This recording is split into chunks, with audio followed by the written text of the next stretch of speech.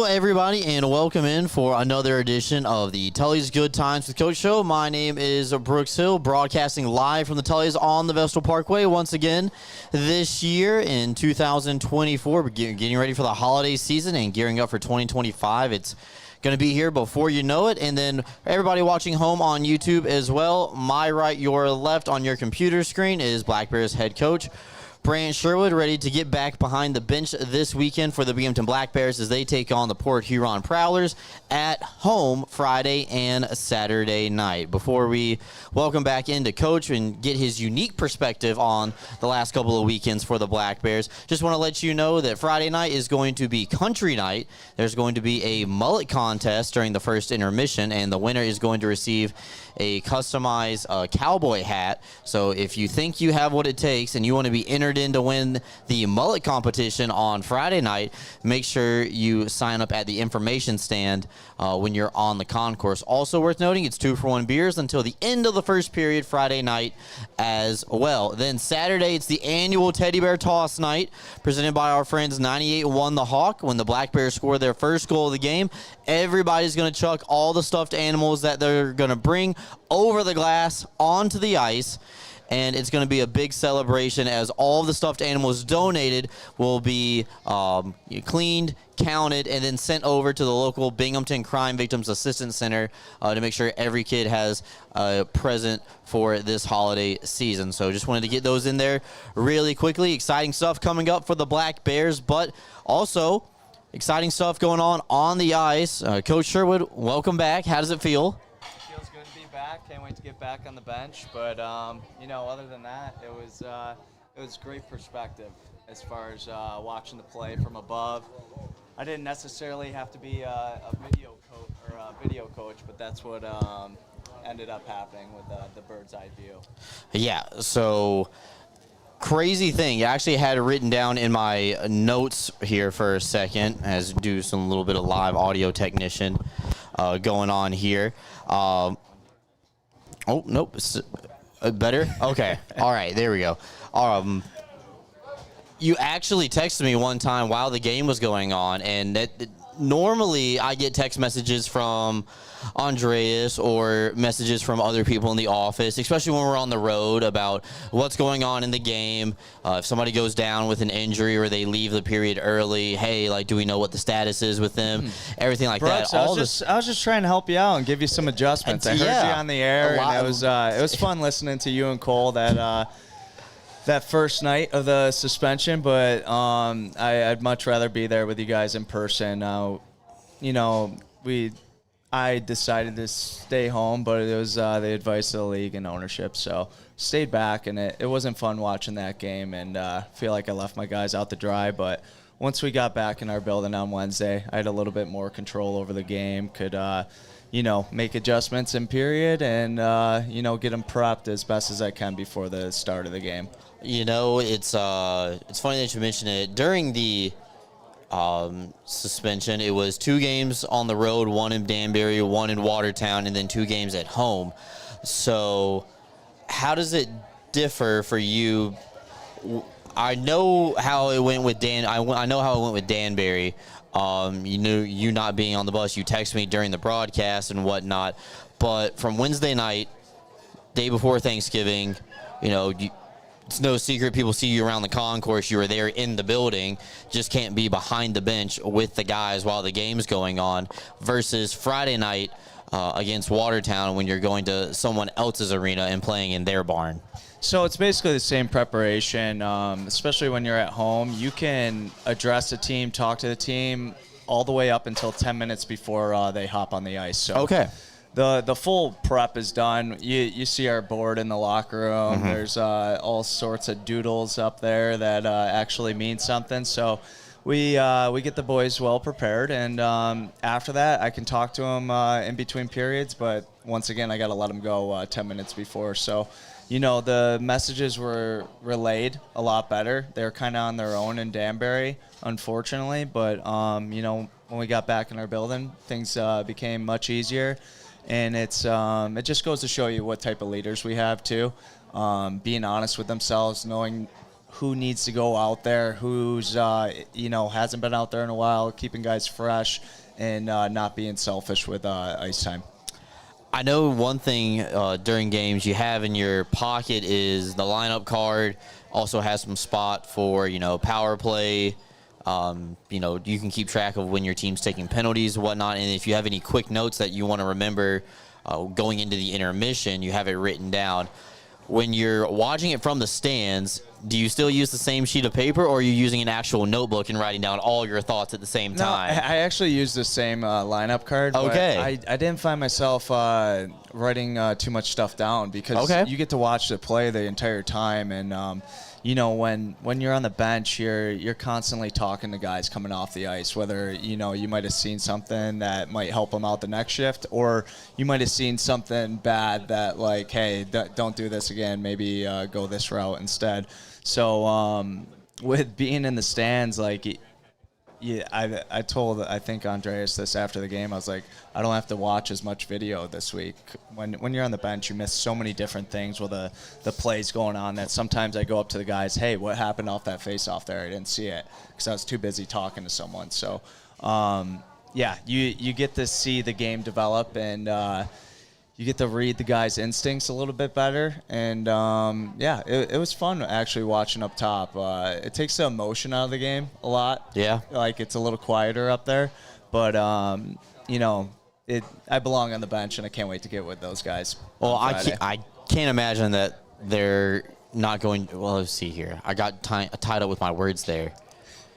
They're going to be real excited that you're going to be back on the bench. That's what I was trying to get at, because I can tell that, there are some things that maybe get overlooked when you don't have somebody being able to, hey, adjust on the fly or correct, because not only are the captains on the ice, but they're also, as soon as they get off the ice, they're thinking about, okay, who's going into my spot?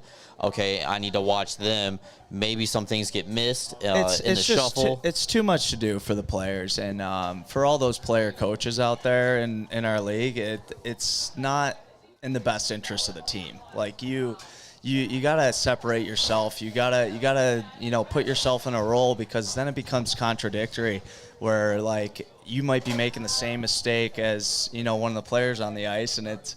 I know you can try to hold yourself accountable, but it's a little bit different when it's coming from your fellow teammates. So there's a lot of adjustments that need to be made, especially on special teams after a PK. You got to know who's fresh. You got to make some changes on your regular PK units. Some of those guys might be in the box, and you might want to go with the hot hand who's been playing well, instead of having, like, oh, we'll just designate this guy before the game to do it. Well, that might not be the guy if he's not having the game. So you gotta have an eye test throughout the game and be able to make those adjustments, and it's super hard for players to do that. Well, speaking of making adjustments, one thing that has started to trend in the right direction and almost gone kind of like a roller coaster, climbing up to its peak, and hopefully it's not at its peak quite yet, is the way that the special teams has been going the last couple of weekends for the Black Bears. I was doing the statistical update earlier today before we made it over to Tully's, and both the power play and the PK ranked 3rd out of 14 in the league going into tonight. The PK has also jumped up in a span of 2 weeks, has jumped up 8 percentage points. I think we were like second to last or like third to last in the PK. Third to last at the start of the year, and then now third in the league. Yeah, so we changed up the strategy for the PK. So we went with the Flames, the Calgary Flames. Okay. Kill, actually. So I learned a lot from those coaches and how they kind of operate, and it kind of matched our personnel a little bit better. We have fast guys that can anticipate, so we went with a little bit more aggressive style, and then we got the right pairs out there together. So we got some chemistry with some forwards and defensemen as far as being able to read off each other and finding some similarities in the game. Yeah, well, Austin Thompson was able to score 2 shorthanded goals this weekend. Now the team has 3 shorties on the year. Blake Tosto got one opening night as well. Funny enough, all 3 shorthanded goals this year have come against Watertown. One thing I had written down, just with the Friday-Saturday games, against Watertown, you guys forced the Wolves to go 0 for 14 on the man advantage. That was the top power play in the league, and they were operating at 34% coming into the weekend, and now you guys bumped them down a little bit back down to earth, operating at 27. So they're not too far out of reach for the power play percentage to grab as well. So it goes Watertown, Hudson Valley, and then Binghamton in the power play. So all three New York teams doing a good job on special teams, at least on the power play side of things. But just worth putting that out. I know that it had been a while since we've seen Watertown since opening weekend, and we talked after the game. We struggled with it, yeah. And it was the same PK from last year. You know, maybe I should have made adjustments early on, but we got to work, and you know, after a couple bad weekends of the PK, we basically spent half a practice on it, and then we did a ton of video on it as well. So you know, the guys bought in, and they saw it was working. I think we went like 5 games without getting a power play goal scored on us. It was a pretty good stretch. It might have been 4 games. It was. So 5. It went 4 without, and then the first one was in the 5th. In the 5th. So funny enough, out of those last 5 games, PK's 34 out of 35. That's I'll take that. Okay. Yeah, those are pretty good numbers. Yeah. Pretty good numbers for the Black Bears, a penalty kill. And then obviously this weekend we did see something that we hadn't seen this season yet before. CJ Stubbs able to get his first goal as a Black Bear on the power play. It was the first goal of the night, Saturday night. You saw him take the monkey off his back. As soon as he scored it, he was smiling ear to ear, which is cool for someone like me to see. Is, hey, he's having fun with it. Obviously he knows that hasn't put one in the back of the net yet, but as soon as he does, he's smiling about it. And then essentially switch flipped, and then it's like, oh, hey, welcome to the CJ Stubbs show, and he has a 5-point night when he scores his first goal. So maybe the key is just letting CJ score one, and then, you know, we're going to get a couple more. Yeah. I mean, I really liked this game. The first game he came in, there was a lot of slip plays. He was creating a lot of stuff around him as far as in the O-zone and off the rush. So it was great to see him have success, but I've been happy with his game ever since he came in. It just, you know, the results weren't there, and he's going to beat himself up even more and take pride and ownership in his game. So it was nice to see him get on the board in that sense. Yeah, there's big opportunities for anybody, and I want to say struggling to produce, because CJ has always been a distributor of the puck, no matter what league he's played in, at what level. When he was playing with the ECHL, when he was playing in Roanoke, you know, he's always been a pass-first guy, and there's nothing wrong with being a pass-first guy, but obviously I didn't mind it when I played with him. I'm sure it makes good sense when that happens. But he can bury the puck as well. Like there's some years where he'll have like 10, 15 goals, but then there's other years where he'll get up in the 20 mark. So I would like to see him up in the 20 mark this year. I think he's more than capable of doing it. But if he's just out there making his line mates better, I'm very cool with that as well. Yeah, so CJ Stubbs with a 5-point night last Saturday against Watertown, 1 goal and then 4 assists. Black Bears scored 9 goals in the game for the second time this season. Earlier this year, they scored 9 in a 9-6 victory over the Hudson Valley Venom. I believe that was also the first time we went to Hudson Valley. What's going on there, Brooksy? Too soon to talk? I hear something different every day. So I don't know. No, it's all good. I did not have anything prepared for that question. On the notes. So we're going to talk to Chris Mott a little bit later on in the show tonight. Former Morrisville Mustang going to join us up here on the main stage at the table and on screen for the first time for our first his first player interview with us here at Tully. So we're going to hear from Chris a little bit later on. Chris Mott has been a big part of that penalty kill going up. He has. Percentage, yeah. So he's been crushing in that department. Yep, and then he was also in the goal sheet, or a goal column in the stat sheet this weekend as well. Saturday night got his second goal of the season. So big congrats to Chris, and you know what? That's why we had him on here at Tully's. So we're very excited to have him come on a little bit later on. Had a couple of milestones that we wanted to make sure to mention here that the Black Bears have been gaining over the last couple of games. And now we'll start with in between the pipes. Connor McAnanama this week did become the all-time leading minutes played goaltender in franchise history as he passed Owen Liskowitz in between the pipes. So I know that Connor had missed a little bit of time dealing with an upper body injury a few weeks ago. Eggie stepped in and did an excellent job in those 3 straight games that he played against Danbury. Gavin Yates just hit his milestone of playing 200 games in the FPHL. And so big congrats to Gavin on that as well. And then Tyson Kirkby also became the all-time leader in points in franchise history. He's now at 199 points as a Black Bear, one shy of 200. Now with all 3 of those guys, I mean, if there's a Mount Rushmore for players, I think, down the stretch, all 3 of those guys could be on it. Definitely Yates and Kirkby. I think, C-Mac one more year under his belt, and we could say something like that. But we're very lucky to have those type of people in our room with Kirkby and Yates' experience, and then Connor just like standing on his head, all year last year, and also being such a great guy in the locker room as well. Yeah, definitely fun guys to be around, and you can tell the way they carry themselves, conduct themselves. They know when it's time to, joke and kid around, but then they also know when it's time to be serious and get the job done. And very glad that all 3 of those guys were part of the championship team last year, and even more excited that they all came back this year for the Black Bears. So big shout-outs to those guys. We've hit a lot of milestones in the last 2 years, with the way that the organization has changed its viewpoint on which kind of players to recruit, sign, getting the guys out of college, getting guys who either in college or in juniors were a captain or an assistant captain. Yeah. You just want to bring in good people over talent all day. And that's just how our organization operates now, and it's been awesome ever since. So I'm going to make a sports comparison here compared to college football with the transfer portal and whatnot, since essentially those people are free agents every year now. There's no penalty for sitting out.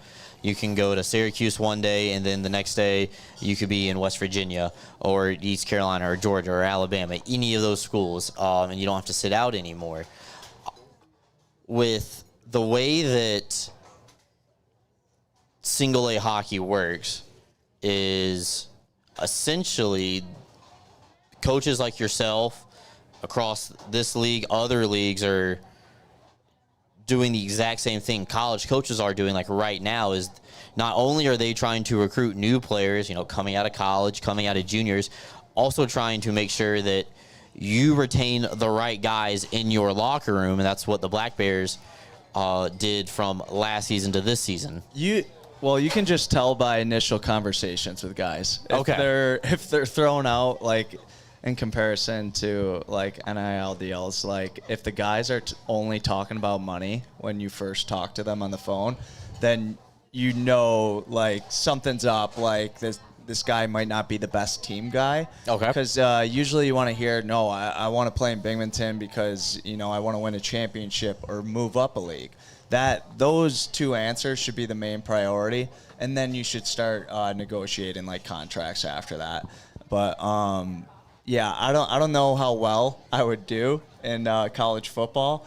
That's why you see some of those legendary coaches leaving sometimes, because when it becomes just about the money, then you start to lose an aspect of like pride and like tradition and making a commitment to the school you chose to go to. So there's some good things. Kids deserve to get paid when they turn 18 years old. I believe in that.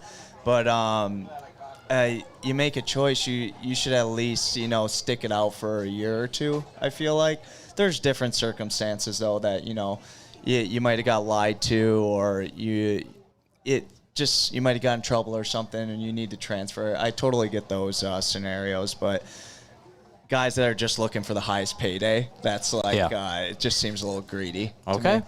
Yeah. All right. While we're on the topic of college football, before we shift back to hockey, do you have a pick for the national champion? Penn State. Okay. I gotta go with Gemma's team. Yeah. Okay, there you go. That's a smart play. Yeah. There you go. Mine is Boise State. Boise State, taking the they got a good running underdog back, the yeah. entire way. Yes. Ashton Gentry should win the Heisman. Do you think Miami's gonna get in there? Or No. No. Miami's done. They're taking a lot of SEC teams with 3 losses over 1 losses. 2 losses. Unfortunately, I think Miami's in if they beat Syracuse last week. But hey, good for the Orange. I guess that's the local college team here in Binghamton, being about an hour away. So, you know what? Good for them. And Syracuse, 9-win season, and they have an opportunity to win 10 games if they win their bowl game. So that'd be incredible in their first year of this head coach as well. So that's awesome. It's usually the talks about basketball. But, I know everyone's really excited about some good history there. Football. Yes, absolutely. Donovan McNabb, and then who won the Heisman? The running back, Jim Brown. Jim Brown. There it is. Yeah. So a lot of good football players can actually come out of Syracuse. Now I'm going to go down a rabbit hole talking about my thoughts on the college football playoff. But, all right, Penn State, Boise State, believe those two are going to be safe bets to be in the playoff. We'll find that out next week. And then who knows, maybe the next time we're here at Tully's could have a Penn State-Boise State matchup, and maybe we'll put something on the line for it. So, Coach, before we let you go, anything else that you wanted to say or things you're looking forward to this weekend? I know we talked about teddy bear toss at the beginning of the show. I think I asked you last year if you've ever scored the teddy bear goal for any of the teams that you had played in the past. I don't think I have. No. I've done good on military night. Okay. Usually get a goal that night, but no teddy bear toss. Yeah, I think I'm a late bloomer throughout the game. Most of my goals were in the second or third period. But what I'm looking forward to this weekend is first Friday night, seeing the boys dress up in their country style. That's that'll good. Be fun. I know. I'm looking forward to that. Josh Fletcher will take advantage of that. Some of our Western boys will, really own that outfit. But we have a couple good guys with some mullets.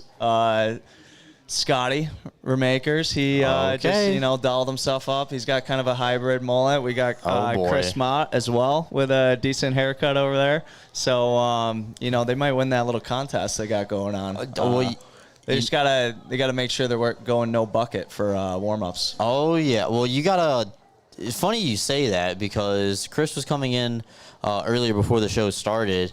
And he was like, "Oh, I have to wear a hat. Nobody wants to see my hairline." But now you're talking about his hair, so like, yeah, maybe it would be forced to show it. Yeah, so who knows? We might give a treat to everybody at home. Maybe sneak peek of what's coming in the mullet contest on Friday. Well, Coach, thank you for your time once again. We're gonna take a quick time out here at Tully's. When we come back, we're gonna have Black Bears forward and number 21, Chris Mott, join the show for the first time ever. So don't go anywhere. More coming up after this. Black Bears are back in town Friday and Saturdays. They take on the Port Huron Prowlers. Friday night is Country Night, and then Saturdays, the annual Teddy Bear Toss Night presented by our friends over at 98.1 The Hawk. It's 2 games that you're not going to want to miss. Grab your tickets now at binghamtonblackbears.com. Black Bears holiday packs are back for just $30. You can receive 1 t-shirt, 1 ticket voucher, and 1 $10 American Dining Creations gift card. Holiday packs are available at the merchandise stand on the main concourse and at blackbearshop.com. If ordering online, this deal will only be offered until December 15th. In-person sales will conclude on December 21st. Black Bears holiday packs are the best gifts for the best fans this holiday season. Binghamton Black Bears gift cards make great presents. Load any amount onto a gift card for tickets and merchandise at the Black Bears office. American Dining Creations has gift cards for concession refreshments as well. The Black Bears office has some available in limited quantities, or you can load up your own at the American Dining Creations kiosk on the main concourse at all Black Bears home games.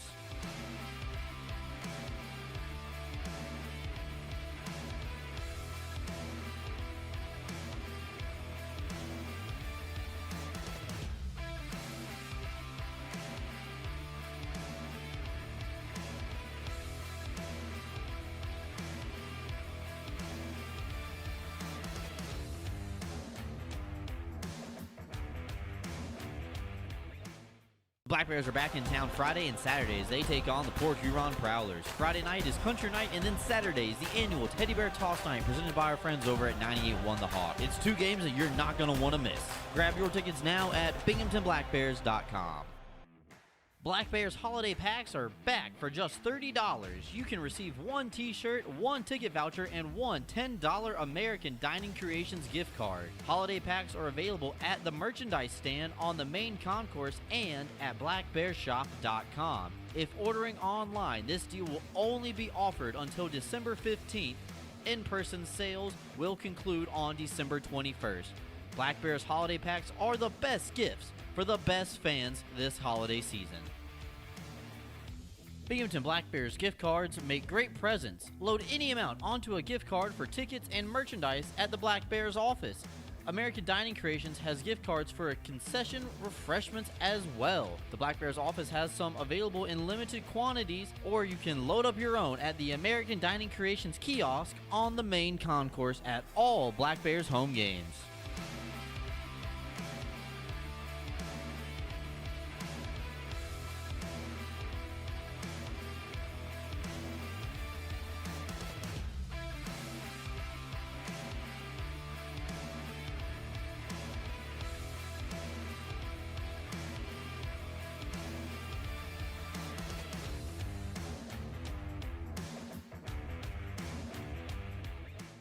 Black Bears are back in town Friday and Saturday as they take on the Port Huron Prowlers. Friday night is Country Night, and then Saturday is the annual Teddy Bear Toss Night presented by our friends over at 98.1 The Hawk. It's 2 games that you're not going to want to miss.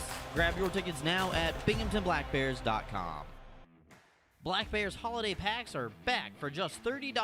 You can receive 1 t-shirt, 1 ticket voucher, and 1 $10 American Dining Creations gift card. Holiday packs are available at the merchandise stand on the main concourse and at blackbearshop.com. If ordering online, this deal will only be offered until December 15th.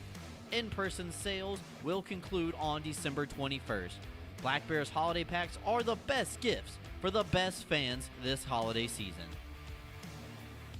Binghamton Black Bears gift cards make great presents. Load any amount onto a gift card for tickets and merchandise at the Black Bears office.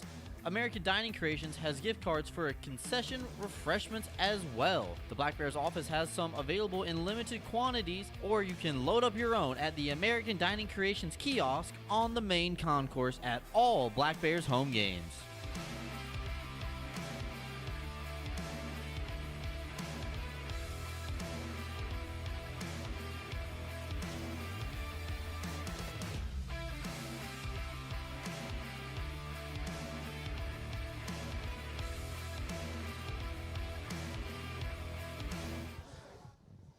Welcome back in, everybody watching at home on YouTube and live here at Tully's on the Vestal Parkway. Brooks Hill, voice of the Black Bears, joined now by Black Bears forward and rookie number 21, Chris Mott. Chris, thanks for joining us out here at Tully's on Tuesday. Yeah, thank you, Brooks, for having me. No problem. You know, one thing that we like to do is have a lot of the new guys on the show. So it gives the fans an opportunity to meet the new players on the team, get to hear a little bit of background, story, you know, upbringing, you know, why hockey, that kind of stuff. Just a little bit of a get to know you, because there's only so much information you can fit in during a hockey broadcast. So this is a little bit better long form. So I'm going to make sure. I struggle with New York City pronunciations. I've tried. Is it Nesconnet? Is that close? Kind of close, yeah. Wisconsin. Wisconsin, yeah. Okay, Wisconsin. And that is on Long Island. Yes. Okay, not in Long Island. No, not in Long Island. Don't get it confused. Okay, all right. Yep.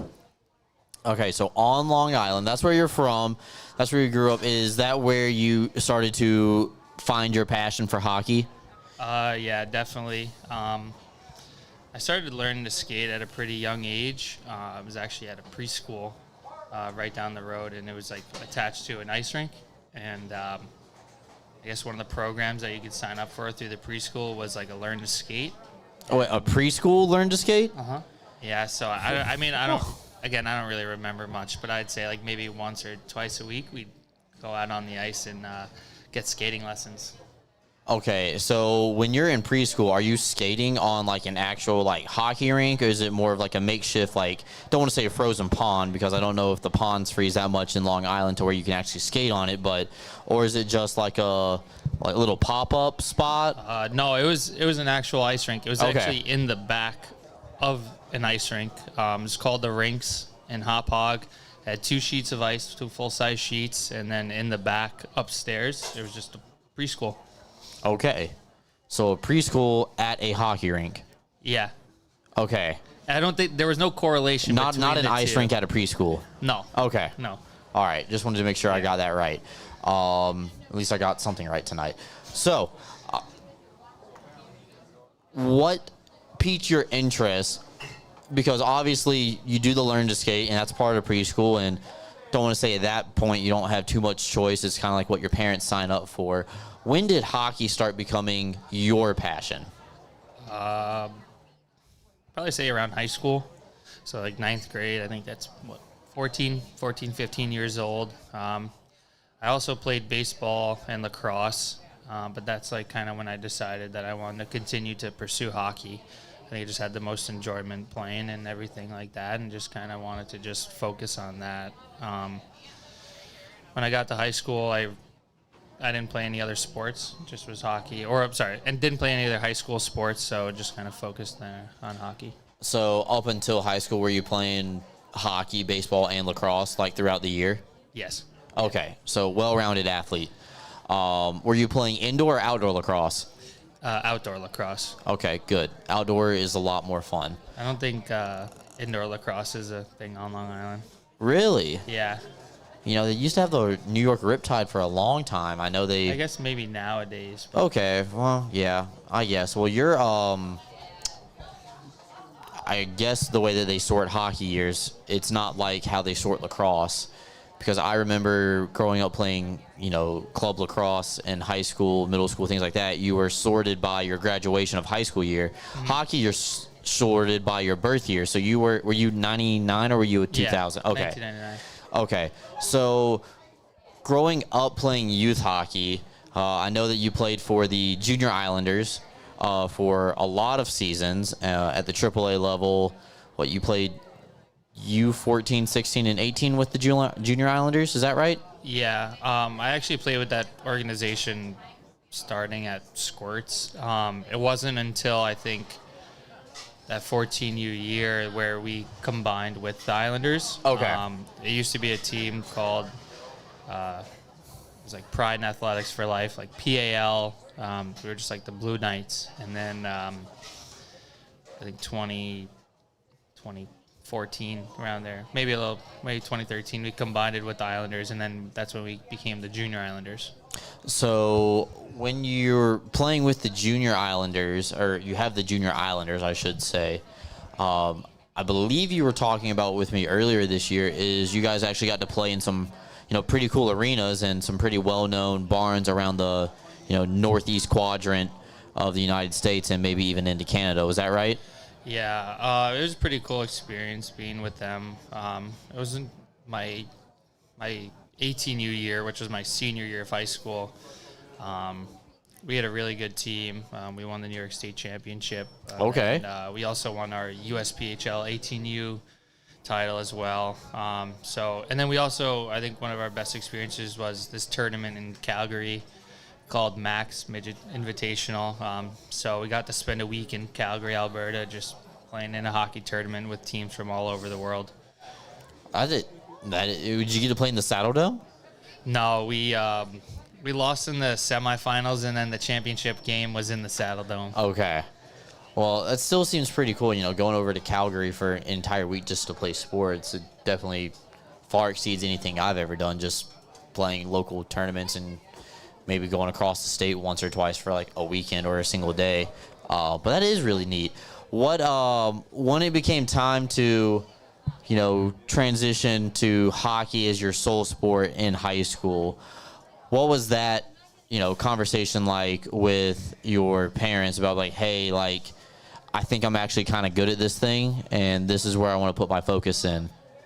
I guess hockey was always my number one sport. Okay. That obviously took up most of most of the year, most of our time. And like baseball, lacrosse, just other sports to keep me active. Like one of my home friends growing up, their dad coached our baseball team, so I played travel baseball with them, and that's what I always kind of stuck. Just something extra to do, keep me active outside of the hockey season. I think first to go was lacrosse. I think the last year I played was in was 8th grade in middle school, and then I was kind of like I'm ready to move on from that, and then just every summer, I think up until 11th grade, I'd play some summer baseball. And then probably right around that 11th, 12th grade year, it was like I just want to really just devote all my time into hockey. Okay, so let's go a little bit forward, and you get to college, choose to go to Morrisville. Am I saying that right? Morrisville, yeah. Okay, all right. I've always wondered about the way some of these colleges are pronounced and everything like that, and no one's corrected me so far, so I was assuming I was right, or they were just too polite to say that was wrong. Okay, so you're going to go play with the Mustangs. What was that like? What made you choose Morrisville to go play college hockey? There's a handful of factors that obviously went into that.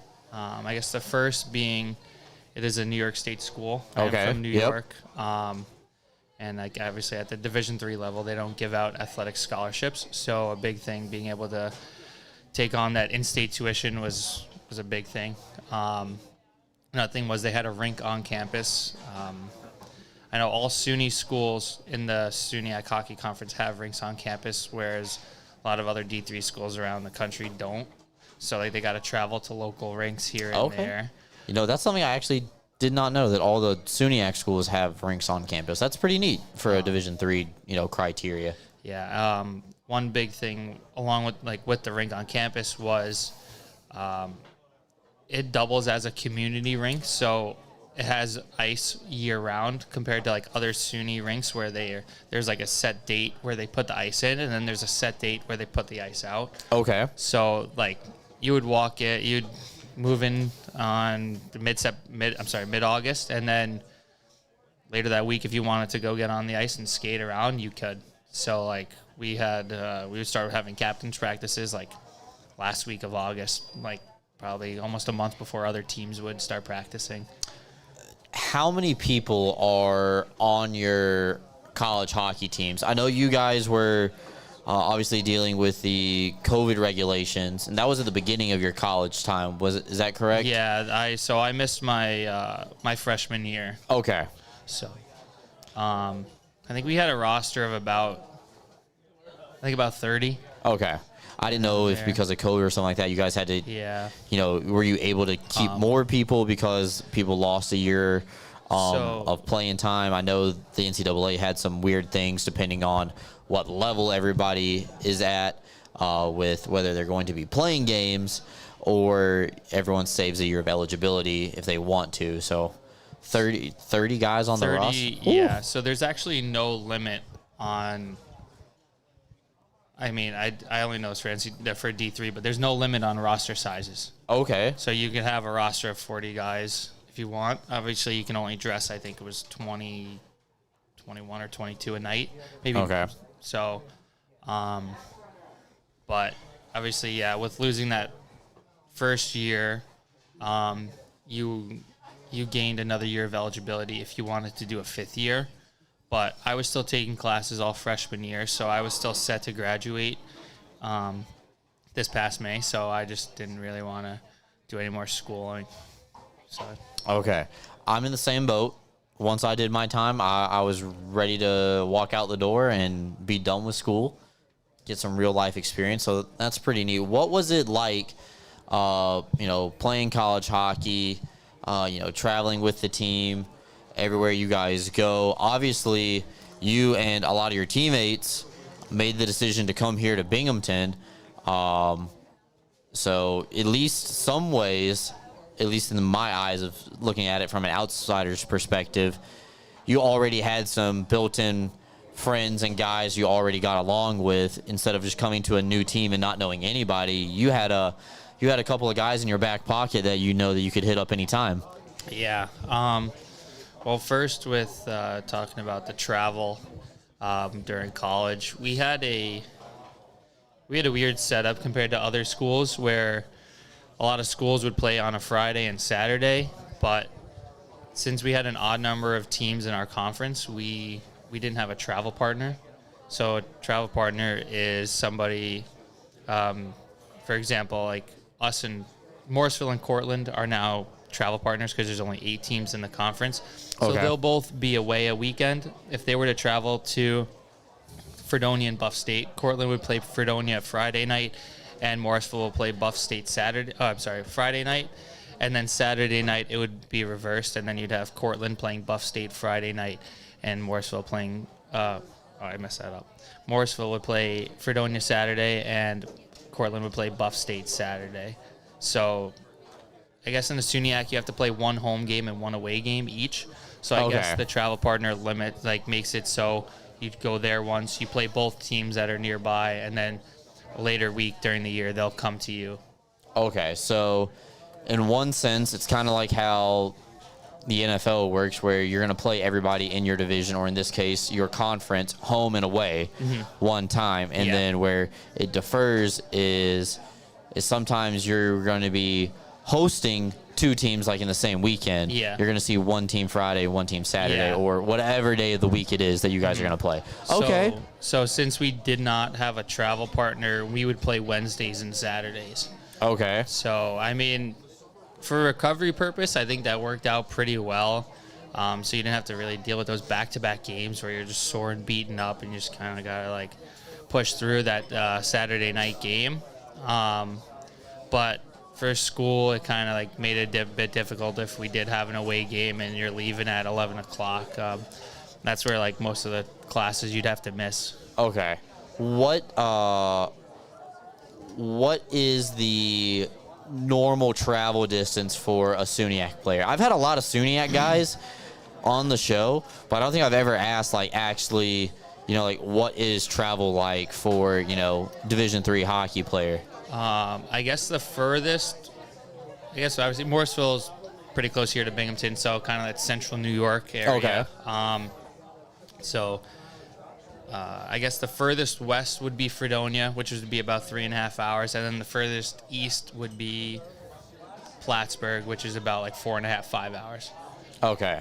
So essentially, the furthest you would have to go would be that 5-hour trip. There's nothing above that. Okay. There's no 12-hour bus ride or anything like that you guys are going through? Nothing for in conference. I guess it's all depending on if you want to go play teams in that in Michigan or Wisconsin area. But everything else is pretty close. There's a lot of teams in the Northeast as well, but I think at most it'd maybe be 6 hours. But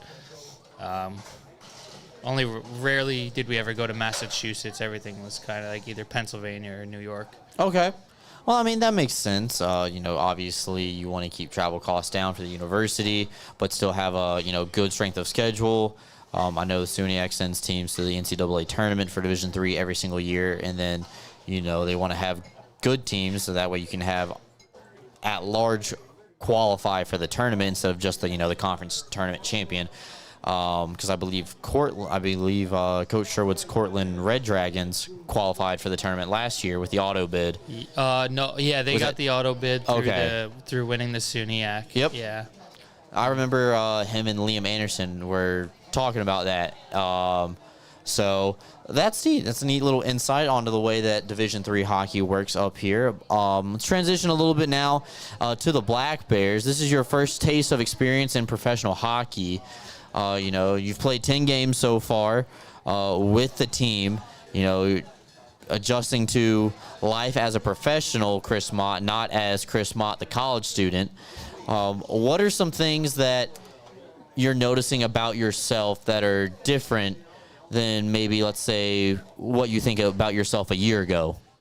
I guess a big thing is time you get to spend focusing on your body. Like at school, you'd have practice, take a 20-minute break, and then probably have to rush to class. Or you finish up class and you have 15 minutes to get to practice. You don't really get that time to stretch, warm up, or even like cool down after practice. Now you have like basically all the time in the world to really just focus on your body and everything like that, where like college you were just on such a strict schedule that it was like you didn't have time to really do much besides school and practice and work out. So I think that's definitely been like a big factor. Obviously it's a long season, and I think right now, like, I think we play over double the games you play in an NCAA D3 season. So I think taking care of your body is pretty big part of that. All right. Quickly, right back to college, just so I have some clarification. How many games do you guys play in a typical college season? 25. 25. Yeah, and then I guess 27, 2 exhibition games. Okay, like So, preseason. Yeah, 2 okay. preseason games, but Oh yeah, so that is double, this year here for the FPHL. So it's definitely exciting to see. And then last question about college: what time of day did y'all normally practice? Or did it vary? it varied. Yeah, Mondays was 6:30 a.m. Oh, and then we would usually have like a second skate later that day, which was just like a skill session, which was only like 45 minutes. so you guys were doing 2-a-days. On Mondays, yeah. And then we'd probably lift on Mondays too. Okay. Tuesdays were around 12:30, 12:45. Wednesdays were at 3. Thursdays were at 12:45, and then Fridays were at like 3. I'm starting not to regret playing hockey. The way that this schedule is sounding. Yeah. And being classes. Whew. Yeah, my junior year, my schedule was 6:30 practice, 8 a.m. lift, 9:30 class, 10:45 class, and then basically get something to eat and then head back to the rink for a 2 o'clock skill session. I'm tired just listening to it. That's the definition of a workhorse. But hey, maybe it prepared you for the way of pro hockey and the Black Bears. I know a lot of the guys from Morrisville are a part of the team here now, even though, you shared some more time than others. Guys like Jesse Anderson and CJ Stubbs, who, are a little bit older than you and some of the other guys that are even with us here tonight at Tully's. But did get a fan question submitted in, and I wanted to read this one out loud. And I didn't tell you about this because I wanted to get your gut instinct reaction. Okay. All right, so out of the guys who went to SUNY Morrisville with you, okay, who has changed the most so far since being a part of the Black Bears?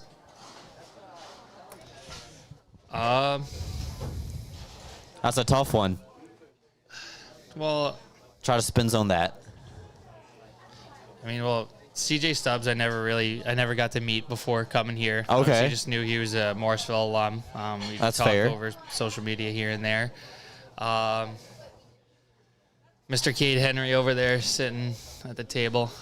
Only knew him for a year, but he was a pretty shy guy at Morrisville. He kind of Caden Henry was shy? Yeah, kind of kept to himself. Okay. Jesse Anderson, again, only knew him for a year and a half. So, and like that whole first year was COVID, and I don't believe he stayed at Morrisville during that time. Who am I missing? I guess last but not least is probably Mr. Cameron Clark. So I'd probably say I'm going to go with him. Spent 4 years with him, and he never really come and hang out with the guys on Saturday nights, and now he's a bit more of a outgoing guy. So He's a social butterfly. he is a social butterfly, yeah, him and his margaritas. Okay, so, all right. So, looks like that we got our answer there. Cam Clark, changed man. So, I would say definitely for the better. yeah, absolutely. Seems like no, but like, okay, yeah, yes, you can like joke about that, but sometimes you got to break out of your shell and, Yeah. Seems that at least you think, I don't know Cam before he was a part of the Black Bears, so you have the best sense of judgment in this scenario. So definitely a good answer, and really glad that you were able to open that up and say some nice things about everybody as well, so nobody beats you up too bad tomorrow before you guys go out there on the ice. I appreciate it. Well, Chris, anything else that you want to say to everybody watching at home or here tonight at Tully's before we wrap up the show tonight? Not sure. Hopefully see you guys at Visions this weekend. Oh, one last question. What's it like playing in front of, the crowds in Binghamton? Because I don't want to speak because I don't know your full college experiences, but I have to imagine that, when the Black Bears were playing in front of those sellout crowds earlier this year, that it's probably the biggest crowd that you and some of your former college teammates have ever played in front of. Yeah, it's pretty fun coming out of that tunnel every game, just seeing all the fans cheering you on. Kind of just sends chills. But I think the closest we ever came, I'd probably say playing in Oswego or Plattsburgh. They had some pretty top-notch facilities there. And I think like one year we played in Oswego's Teddy Bear Toss Night, and then the following year we played in Plattsburgh's Teddy Bear Toss Night. So those were close to, if not sellouts themselves. So that was pretty fun. But obviously you're on the other side of that. You're not getting cheered on. You're getting cheered against. So it's definitely fun to be getting cheered on. Absolutely. But nothing wrong being the villain. No. As they say in wrestling, villains get paid more. Yeah, we did go into Oswego's barn and beat them on their Teddy Bear Toss Night. So that was a lot of fun. I bet you they still remember that. But Chris, thank you for coming on the show tonight. Yeah. Good luck this weekend. Thank you very much. Hope to see you out there. Producing more goals, and good one this past weekend as well. Great pass from Emerson Emery and good redirect on top of the crease. It was very exciting to call. One of the most patient plays I've seen in my now 3 seasons with the Black Bears. I think that was probably the easiest goal I've ever scored in my hockey career. So yeah, you didn't have to sweat. No sweat goals. All right, we just need a couple more of those this year. Yep. All right, so that is the voice of Black Bears forward number 21, Chris Mott. We're going to take a quick timeout, wrap up the show. We'll be right back after this. Black Bears are back in town Friday and Saturday as they take on the Port Huron Prowlers. Friday night is Country Night, and then Saturday is the annual Teddy Bear Toss Night presented by our friends over at 98.1 The Hawk. It's 2 games that you're not going to want to miss.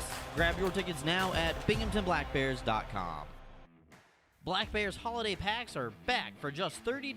You can receive 1 t-shirt, 1 ticket voucher, and 1 $10 American Dining Creations gift card. Holiday packs are available at the merchandise stand on the main concourse and at blackbearshop.com. If ordering online, this deal will only be offered until December 15th. In-person sales will conclude on December 21st. Black Bears holiday packs are the best gifts for the best fans this holiday season. Binghamton Black Bears gift cards make great presents. Load any amount onto a gift card for tickets and merchandise at the Black Bears office. American Dining Creations has gift cards for a concession refreshments as well. The Black Bears office has some available in limited quantities, or you can load up your own at the American Dining Creations kiosk on the main concourse at all Black Bears home games.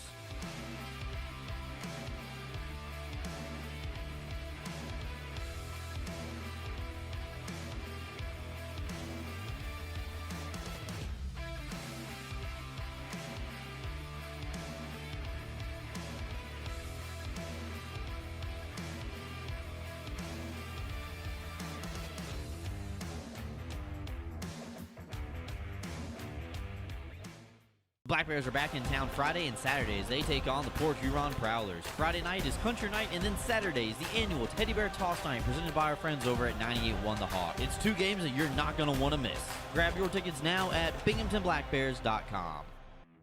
Black Bears holiday packs are back for just $30. You can receive 1 t-shirt, 1 ticket voucher, and 1 $10 American Dining Creations gift card. Holiday packs are available at the merchandise stand on the main concourse and at blackbearshop.com. If ordering online, this deal will only be offered until December 15th. In-person sales will conclude on December 21st.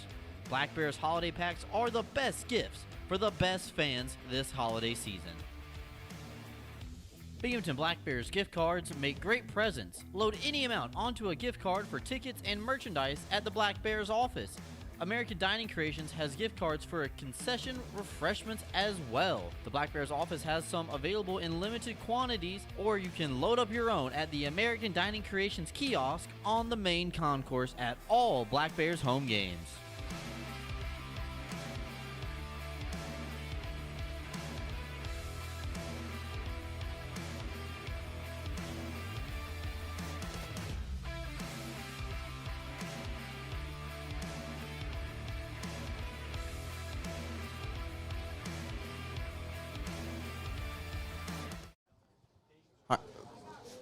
my big thanks to head coach Brant Sherwood and forward Chris Mott for joining me here on the show tonight. Don't forget, Friday night is country night.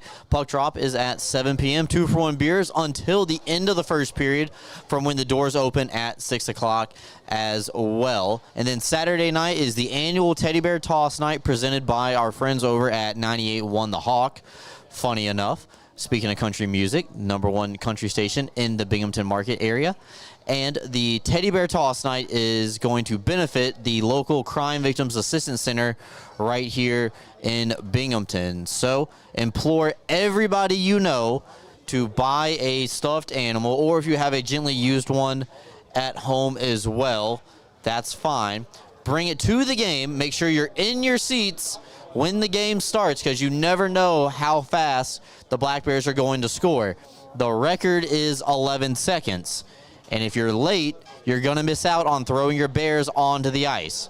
So Teddy Bear Toss Night Saturday. Both games will start at 7 p.m., and both of them will be against Empire divisional rival, the Port Huron Prowlers, who currently occupy the 4th place spot. Black Bears are on a 3-game winning streak, and they will look to extend it this weekend. Don't forget, we'll be live on YouTube for both of the home games this weekend. If you can't make it to the arena, I'll forgive you this one time, but you're going to have to suffer through listening to my broadcasting and follow along with the team. We'll be live for the Triple Cities Family Dental pregame show at 6:45 for both nights. For tonight's super producer, it is Josh Williams, our director of video operations. Intern Matthew helping us set up and tear down momentarily as well. For head coach Brant Sherwood and forward Chris Mott and everybody else with the Black Bears organization, my name is Brooks Hill, signing off. We'll talk to you from the arena on Friday night.